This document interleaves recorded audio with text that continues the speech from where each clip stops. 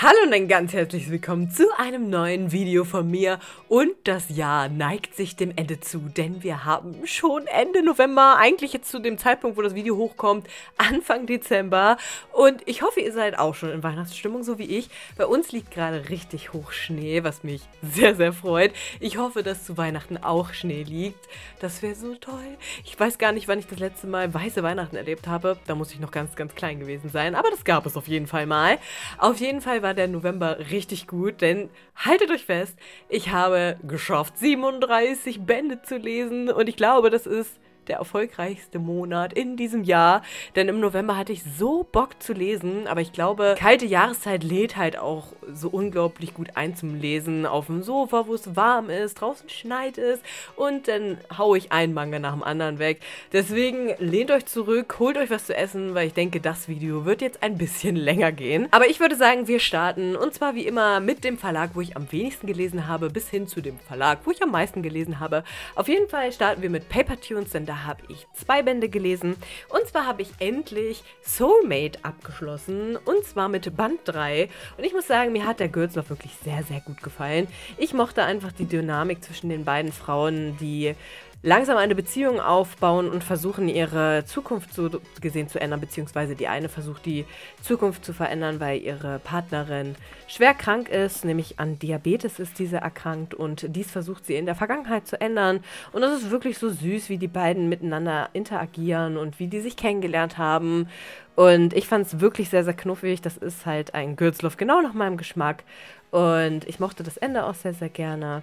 Und ich fand es auch sehr, sehr interessant, weil das ja ein chinesischer Webtoon ist. Und ich finde da einfach auch das Schulsystem ganz interessant und wie das da alles so aufgebaut ist. Und das mochte ich wirklich sehr, sehr gerne. Deswegen kann ich diesen Gürzlauf sehr empfehlen. Mir hat er unglaublich gut gefallen. Dann ging es endlich weiter mit Aria und die goldene Sanduhr der Zeit. Und zwar mit Band 4 müsste das sein. Ja. Und ich habe mich so gefreut. Ich mag diesen Webtoon wirklich sehr, sehr gerne. Und hier habe ich ja frecherweise auch schon mal online weitergelesen. Aber in Band 4 kamen dann endlich mal wieder Kapitel, die ich noch nicht kannte, weil ich mich dann auch zurückhalten konnte, was sehr gut ist. Und da habe ich mich sehr gefreut, dass ich dann auch viel Neues erfahren habe. Und hier fühlt es sich so an, als ob es langsam in den Endkampf geht. Oder was heißt Endkampf? In die Endphase. Weil jetzt auch die Schwester der Protagonistin so langsam ihre Maske fallen lässt. Und das finde ich sehr, sehr interessant, weil es ist ja so, dass unsere Protagonistin in die Vergangenheit zurückreisen konnte, da sie in der Zukunft von ihrer Schwester verraten wurde, beziehungsweise hintergangen wurde, so dass sie dann hingerichtet worden wäre. Aber sie konnte ja dann zurückreisen und so gesehen die Vergangenheit ändern oder beziehungsweise versucht sie zu ändern und natürlich sich auch ein bisschen an ihre Schwester zu rächen. Auf jeden Fall gibt es dann auch noch den Protagonisten, das ist dieser hier und der scheint auch ein Geheimnis zu haben oder eine besondere Fähigkeit. Und das ist ziemlich, ziemlich interessant. Also ich mag diesen Webtoon wirklich sehr, sehr gerne. Kann ihn wärmstens empfehlen. Für mich ist das immer was. Und ja, ich bin so gespannt auf den nächsten Band. Dann kommen wir zu Manga Kalt. Auch hier habe ich 2 Bände gelesen. Und zwar einmal Love of Kill, Band Nummer 10. Und ja, ich freue mich immer so, wenn ein neuer Band rauskommt. Hier ist ja Gott sei Dank der Erscheinungsrhythmus nicht so lang. Und ich habe relativ oft was von der Reihe, was mich sehr, sehr freut. In diesem Band wurde jetzt auch ein Arc abgeschlossen und ein neuer beginnt. Und in dem neuen geht es dann eher um den Protagonisten Rang-A, denn in dem vorigen Arc ging es ja eher um unsere Protagonistin Chateau und es war sehr, sehr interessant und ich fand den Arc richtig gut und bin jetzt gespannt auf den nächsten und hoffe, ja, dass da auch ein paar Geheimnisse wieder aufgedeckt werden können. Und ich habe das Gefühl, dass die Reihe gar nicht mehr so lange gehen dürfte, aber ich bin mir nicht ganz sicher, weil eigentlich mit dem nächsten Arc ist ja so gesehen alles abgedeckt. Ich hoffe, die beiden Protagonisten kommen sich immer mal wieder ein bisschen näher, das finde ich nämlich immer sehr putzig, aber auf jeden Fall mag ich die Reihe wirklich sehr, sehr gerne und für alle Romance-Fans ist das definitiv was, die vielleicht auch so ein bisschen Krimi und so mögen, deswegen, ich liebe die Reihe, die ist so toll. Dann habe ich mir endlich einen weiteren Band von I'm in Love with a Villainess gekauft, und zwar Band 2. Und wer sich erinnert, den ersten Band fand ich ja gar nicht so gut, aber mir haben viele dazu geraten, lies Band 2, ab da wird es besser. Und was soll ich sagen, ihr hattet recht. Mir gefällt die Protagonistin in Band 2 deutlich besser, weil sie nicht mehr so krass aufdringlich ist wie im ersten. Das fand ich wirklich sehr unangenehm. Aber im zweiten erfahren wir dann so ein bisschen was über ihre Hintergrundgeschichte, weil sie ja eigentlich so gesehen wiedergeboren wurde in diesem Videospiel und und vorher war sie ja so eine Art Otaku, die super viele Videospiele gespielt hat. Auf jeden Fall kam dann raus, dass sie schon damals Schwierigkeiten hatte damit, dass sie halt eher Frauen mochte und Frauen bevorzugt hatte und dadurch ja, wurde sie halt häufiger mal aufgezogen und das fand ich sehr, sehr interessant, weil ich habe selten, also es gibt schon ein paar, aber es ist selten in Girls Love vertreten, dass das halt auch kritisch mal hinterfragt wird, also wie es halt leider Gottes manchmal ist, dass halt eben die Gesellschaft nicht immer positiv auf sowas reagiert und das wird hier auch aufgegriffen und ich glaube, gerade in Japan hat man mit sowas eher Probleme als jetzt hierzulande, obwohl es hierzulande ja auch noch ein paar spezielle Fälle gibt, die damit Probleme haben, warum auch immer. Keine Ahnung. Aber auf jeden Fall wird das hier aufgegriffen und das finde ich immer sehr, sehr interessant, wenn sich mit so einem Thema auch auseinandergesetzt wird. Und so gesehen finde ich unsere Protagonistin jetzt auch deutlich besser, wie sie mit der Liebe zu Claire jetzt umgeht. Und ich finde das einfach so putzig. Und ich freue mich schon auf die nächsten Bände. Gut, dass ich weitergelesen habe, weil manchmal muss man auch den zweiten Band eine Chance geben. Und deswegen freue ich mich echt schon auf den dritten. Kommen wir zur Hayabusa. Und zwar kam da ein neuer Band raus von Alice in Borderland. Und zwar Band 7. Und ich muss sagen, ich war erst so ein bisschen grummelig, weil hier ging es am Anfang um ein Spiel, welches halt keinen der Hauptcharaktere beinhaltet, sondern eher Nebencharaktere, die man so gesehen noch nicht kennt. Und da ging es darum, wie der Herzbuber ein Spiel organisiert hat, wo man herausfinden muss, wer er von den Spielern ist und wer lügt. Und das war eigentlich ziemlich interessant, aber ich muss sagen, mich hat es dann sehr gestört, dass da keiner von den Hauptdarstellern da war. Und dann habe ich mich nochmal geärgert, weil das nächste Spiel schien dann auch zu sein mit Leuten, die jetzt nicht die Hauptcharaktere sind, sondern eher so Nebencharaktere waren. Aber das hat mir richtig gut gefallen. Also ich war erst voreingenommen, weil ich dachte, das kann ja auch nicht so gut werden. Aber da war ein Charakter dabei, deren Charakterentwicklung ich dann so gut fand, dass mir die Geschichte richtig gut gefallen hat. Und das waren ja alles Charaktere, die da zusammengetroffen sind, die schon vorher behandelt wurden, beziehungsweise dessen Vorgeschichte man kennengelernt hat. Und zwar welchen Charakter ich besonders gut fand, war dann dieser hier. Und der hat eine echt coole Charakterentwicklung hingelegt. Und das mochte ich wirklich sehr, sehr gerne. Und da haben dann sich 3 Charaktere zusammengeschlossen, die ich sehr sympathisch finde. Und deswegen freue ich mich da auf den nächsten Band und wie das dann weitergeht. Und ob auch diese kleine Gruppe auf die Gruppe von dem Hauptprotagonisten trifft. Das finde ich alles so interessant und ich finde die Reihe mega toll und ja, kann sie nach wie vor sehr, sehr empfehlen. Dann kommen wir zu einer Reihe, die momentan zu meinen liebsten Reihen gehört. Und zwar Lonely Castle in the Mirror. Und zwar waren 3 und oh, es war so toll.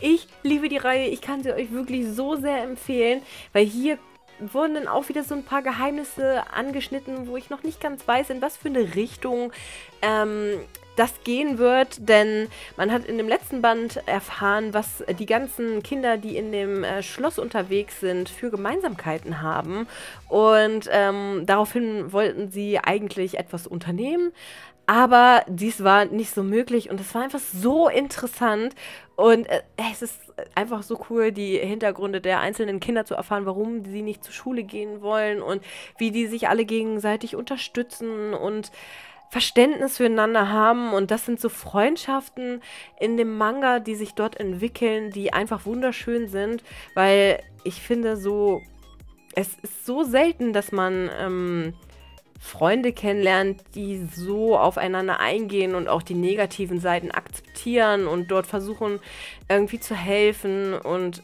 es ist einfach großartig gemacht. Lest wirklich diese Reihe, denn so wie diese 7 Kinder miteinander umgehen, das ist für mich irgendwie wahre Freundschaft und das berührt so ein bisschen mein Herz und deswegen, ich kann es wirklich sehr, sehr empfehlen. Auch die Beziehung zwischen der Mutter und unserer Protagonistin Kokoro kommt hier auch nochmal auf ein neues Level und das ist einfach so eine tolle Reihe. Deswegen bitte guckt mal rein, ich finde sie wirklich unglaublich toll. Kommen wir zu Tokyopop. Hier habe ich 4 Bände gelesen und zwar habe ich endlich Run the Peerless Beauty beendet und zwar die Bände 8, 9 und 10 und ich muss sagen, so summa summarum war die Reihe wirklich sehr, sehr süß. Ich mag wirklich super gerne die Beziehung zwischen den beiden Protagonisten. Oh, die ist einfach so toll, so reif und so verständnisvoll und oh, es ist einfach so sweet.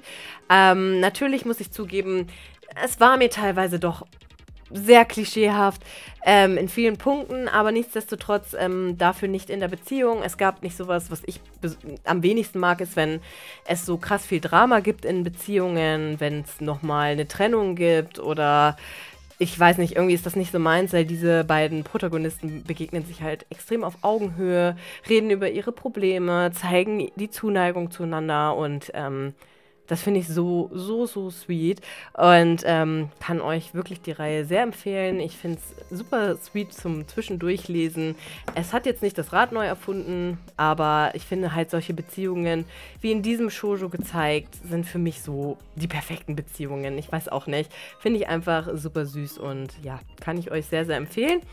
Ich bin froh, dass ich die Reihe jetzt auch mal zu Ende gelesen habe und ja, war wirklich ein sehr, sehr schöner Shoujo. Dann habe ich den zweiten Band von Lightning and Romance gelesen und ich fand ihn auch ganz sweet, weiß aber auch noch nicht, ob das einer meiner Lieblings-Shoujos wird, weil er fühlt sich dann doch irgendwie noch nicht nach was Besonderem an, muss ich zugeben. Ich finde es sehr interessant, dass der Protagonist scheinbar die Protagonistin irgendwoher kennt und eigentlich auch Gefühle für sie hat, aber diese Gefühle natürlich nicht zulassen darf. Das ist so ein Punkt, den finde ich dann immer ein bisschen anstrengend. Wenn da irgendwas steht, warum er nicht mit der Protagonistin eigentlich eine Beziehung haben kann, aber irgendwie auch nicht von ihr ablassen kann und irgendwie...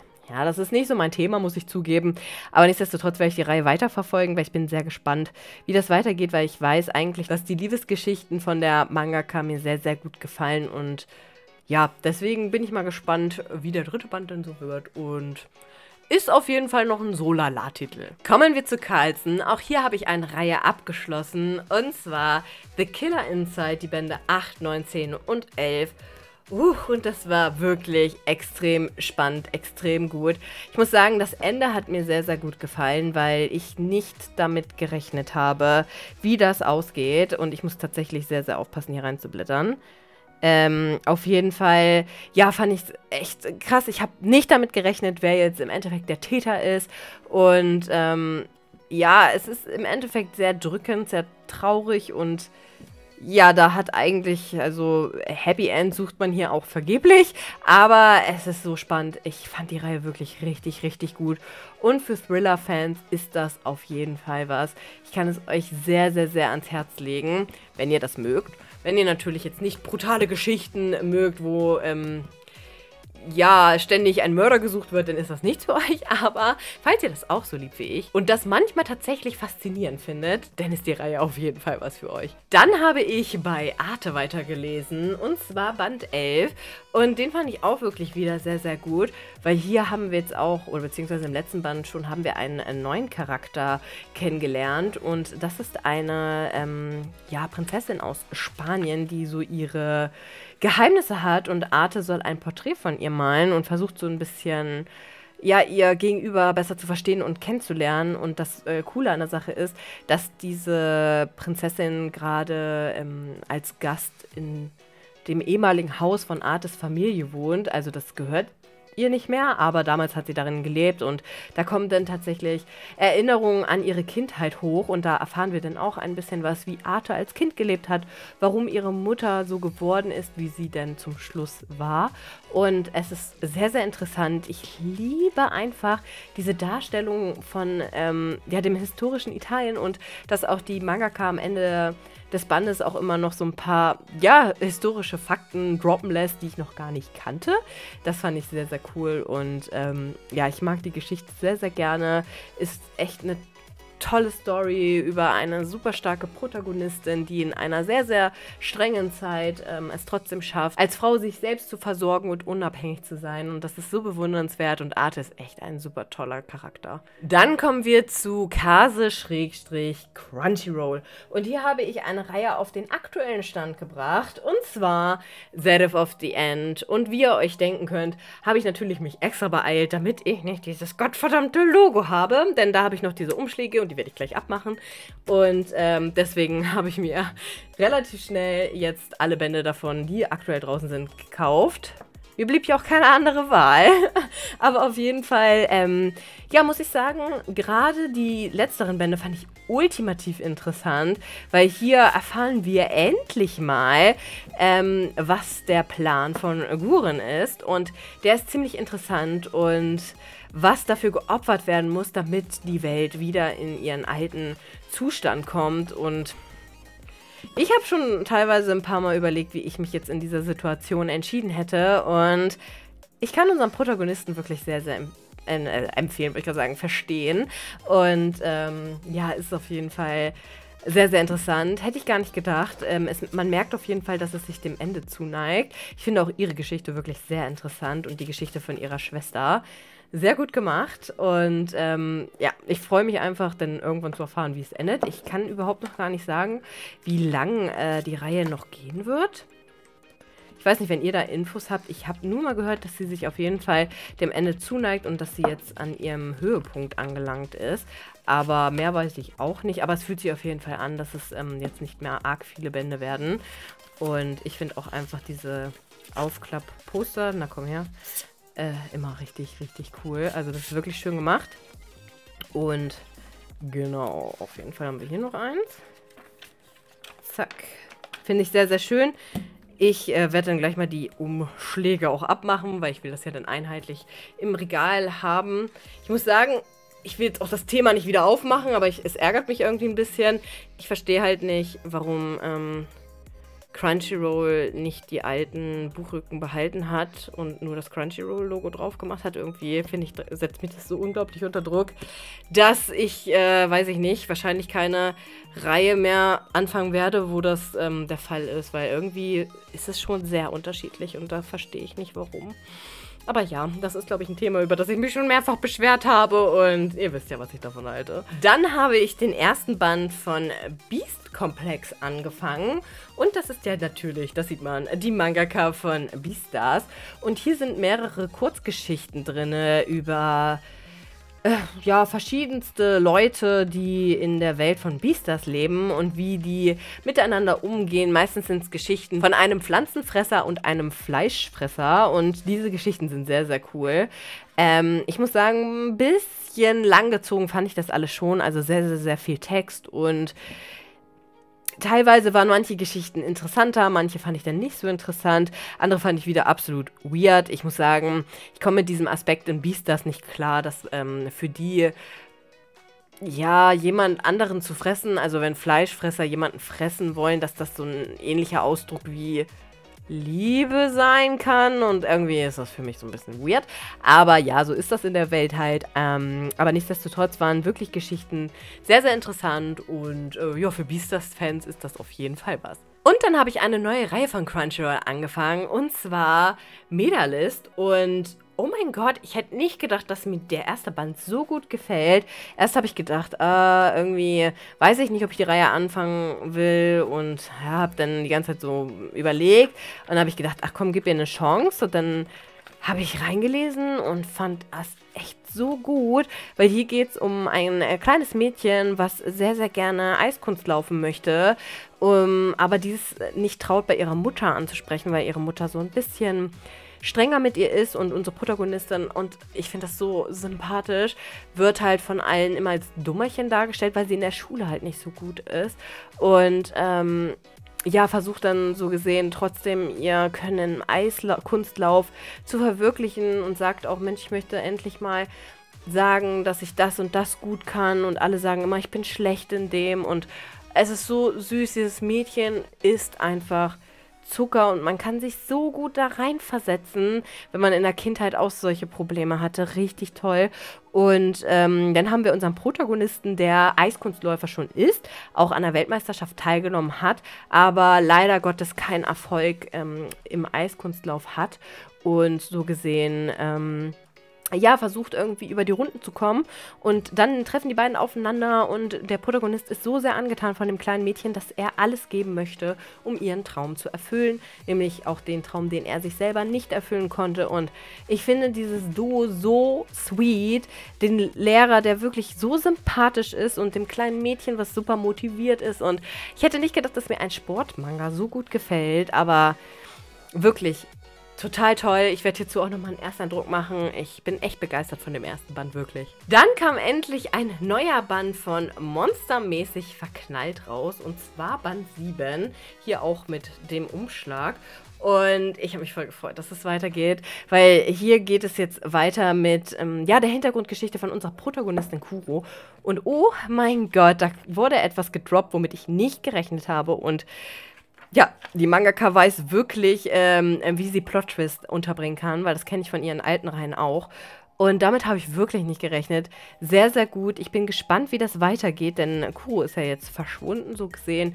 Wurde von ihrer Mutter mitgenommen, weil sie durchgedreht ist und sich in ein Monster verwandelt hat und randaliert hat. Und ja, wirklich sehr, sehr, sehr, sehr interessant. Ich finde die Reihe richtig gut und jetzt, wo es gerade so ernst wird, gefällt sie mir noch umso besser. Deswegen, ja, ich kann die Reihe sehr empfehlen. Kommen wir zu dem Verlag, von dem ich im November am meisten gelesen habe. Und zwar ist das diesmal Egmont. Und das liegt zum Teil daran, dass ich bei Egmont eine ganze Reihe gekauft habe und verschlungen habe. Und ich hätte nicht gedacht, dass sie mir so gut gefällt. Und zwar habe ich mir die Reihe geholt, Snow White and Alice, und zwar die Bände 1 bis 10. Und ich habe die Reihe schon relativ lange gesucht, die ist leider Gottes vergriffen. Und ich hatte mir mal Bände irgendwo in einem Mangaladen gekauft, weil die runtergesetzt waren, bis ich dann gesehen habe, ach scheiße, die anderen sind alle vergriffen. Und ja, deswegen habe ich relativ lange nach den hinteren Bänden gesucht und diese jetzt zusammengekriegt und dann habe ich sie in einem Rutsch durchgelesen, weil sie mir so gut gefallen hat und das hätte ich gar nicht gedacht. Irgendwie, ich weiß auch nicht warum. Ich musste zugeben, den Zeichenstil, an den musste ich mich erst gewöhnen, weil ich fand den dann doch sehr unsauber und habe immer nicht so viel erkannt tatsächlich und konnte viele Dinge auch nicht so auseinanderhalten. Aber die Story ist so gut.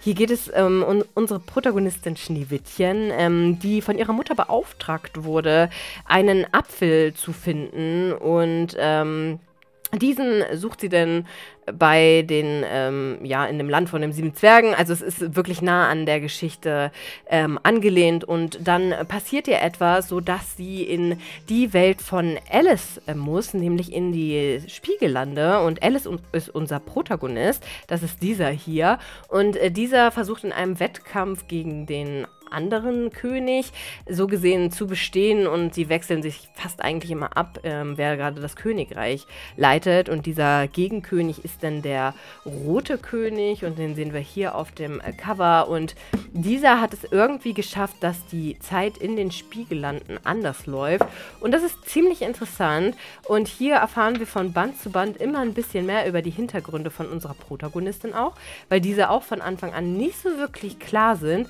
und ich finde einfach diese Welt so cool. Also ich habe selten sowas Cooles gelesen und was ich natürlich besonders mag und mir fehlt sowas, weil ich früher echt viele Manga in so einer Richtung gelesen habe, sind diese Comedy-Aspekte hier. Ich habe so oft echt lachen müssen und es ist halt so ein stumpfer Humor, aber ich mag das echt. Das erinnert mich halt sehr an Ouran High School Host Club oder diese kleinen Humoreinlagen bei Fruits Basket und so. Und das hat man gar nicht mehr so oft. Und irgendwie mag ich das hier besonders gerne, weil hier wird häufig auch übertrieben. Aber das mag ich sehr, sehr gerne. Und ich mag da alle Charaktere, die dort vorgestellt wurden. Man musste halt immer so, es war halt so witzig gemacht. Zum Beispiel die 7 Zwerge sind dann so 7 beziehungsweise 6 gewalttätige Jungs und ein kleiner Zwerg, der diese leitet und es ist einfach so cool gemacht, also ich kann wirklich nur schwärmen von der Reihe. Eigentlich will ich nicht so krass schwärmen, weil die halt wie gesagt vergriffen ist und ich weiß nicht, inwieweit man sie jetzt komplett gut bekommt, aber sie ist halt wirklich echt, ich habe sie sehr gerne gelesen, wirklich, also ich kann euch die echt, oh, ich krieg die nicht mal komplett hoch, einen Moment, so. Also ich kann die euch wirklich empfehlen, wenn ihr sie bekommt. Macht ihr auf jeden Fall nichts falsch. Ich bin froh, dass ich sie jetzt gelesen habe. Ich finde sie so toll ernsthaft. Ich habe die so schnell weggesuchtet. Ich glaube, ich habe die innerhalb von 3 Tagen oder so gelesen. Also ich war wirklich sehr abhängig von dieser Reihe. Sie hat mir so gut gefallen und ja, ich kann sie empfehlen. Ich hoffe, man bekommt sie vielleicht doch noch komplett gut und es war nur ein Fehler von mir, die Bände einzeln zu kaufen. Es kann auch sein, aber falls ihr sie mal seht und denkt oder nicht sicher wart, ob ihr sie haben wollt, ich kann euch sagen, sie ist es definitiv wert. Dann kam ein neuer Band von Ranma Hype raus und zwar Band 8 und den fand ich wieder voll cool. Also es gibt so manchmal Bände, die finde ich stärker und manchmal welche welche, die finde ich schwächer, aber den fand ich wieder echt stark. Und ja, hier geht es auch weiter mit Alltagsgeschichten über die beiden Protagonisten. Hier wollte Akane zum Beispiel schwimmen lernen, weil sie nicht schwimmen kann. Und dann wird das halt alles witzig gemacht und dann halt auch immer übertrieben mit Haien und so. Also das ist halt alles so typisch für Ranma Hype, aber auch wirklich sehr, sehr, sehr, sehr süß. Und ja, ich finde es einfach witzig und mag halt besonders, wenn Ryoga vorkommt, weil das mein Lieblingscharakter ist. Ja, hier geht es auch um Kartenspieler. Also es sind auf jeden Fall immer Kurzgeschichten, aber da sind halt manche von richtig gut, manche sind ein bisschen schwächer, aber nichtsdestotrotz liebe ich Ranma Hype. Es erinnert mich so sehr an meine Kindheit und ja, diese Reihe macht einfach gute Laune. Kommen wir zum letzten Band für meinen Lesemonat November und es ist ein super toller Band, den ich mir zum Abschluss aufgehoben habe. Und zwar der letzte Band von Color of Happiness, Band 11. Ich musste weinen. Ich sag's euch jetzt schon, ich musste bei diesem Ende weinen. Ein Manga hat es wirklich geschafft, mich zum Weinen zu bringen. Das ist selten. Also, ich kann nicht viel sagen. Ich fand's Ende auf der einen Seite richtig gut, auf der anderen Seite, es tut mir so unfassbar leid, was da passiert ist. Also dieser Manga ist so gut gemacht. Ich kann es gar nicht in Worte fassen, wie gut diese Reihe ist. Wirklich. Also die greift so viele wichtige Themen auf. Und ja, das Ende ist einfach Wahnsinn. Also diese Reihe ist mega, mega, mega toll. Auf jeden Fall kann ich nur sagen, dass es hier nochmal eine Konfrontation mit der Mutter unserer Protagonistin gab. Und ja, wir wissen ja alle, dass unsere Protagonistin, falls ihr die Reihe kennt, Probleme mit ihrer Familie hatte, mit ihren Eltern, weswegen sie weggelaufen ist oder ja, beziehungsweise weswegen sie rausgegangen ist aus ihrem Familienumfeld und dann wieder nach längerer Zeit zurückzukehren. Ja, was soll ich sagen?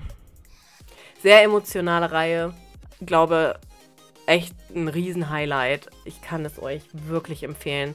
Eine super, super tolle Reihe. Und jetzt habt ihr die Chance, alle 11 Bände hintereinander wegzulesen. Ich weiß gar nicht, wie lange mich diese Reihe schon begleitet, aber ich glaube sehr, sehr lange. Jetzt ist sie abgeschlossen. Das Ende hat mich fertig gemacht. Ja, aber ich liebe sie. So, das war's mit meinem Lesemonat für den Monat November. Und der nächste Lesemonat ist einfach der letzte in diesem Jahr. Wie schnell das ging. Aber ich bin so glücklich über meinen November, weil ich wirklich so tolle Reihen gelesen habe und mir das einfach so richtig doll Spaß gemacht hat zu lesen. Weil ich habe ja auch manchmal meine Phasen, wo ich dann weniger lese, weil ich dann einfach keine Lust habe oder kaputt bin. Aber in diesem Monat war ich einfach on fire und ich hatte auch einfach so gute Reihen, die ich einfach weggesuchtet habe und wirklich ein sehr, sehr toller Monat. Aber ich bin auf jeden Fall gespannt, was... Ich weiß nicht, ob man sieht meine Katze. Ich weiß nicht, warum in jedem Neuzugänge-Video sie möchte durch das Fenster rein, aber ich kann sie nicht durch das Fenster reinlassen, weil sie dann alles dreckig macht. Du kommst gleich rein, okay? Auf jeden Fall zum Schluss nochmal ein bisschen Katzen-Content. Aber auf jeden Fall schreibt mir bitte in die Kommentare, was für euch das Highlight im November war. Wie viele Reihen habt ihr geschafft zu lesen? Was ist bei euch neu eingezogen? Das interessiert mich immer sehr. Aber auf jeden Fall würde ich mich sehr, sehr freuen, wenn wir uns in meinem nächsten Video wiedersehen. Bis dahin, tschüss!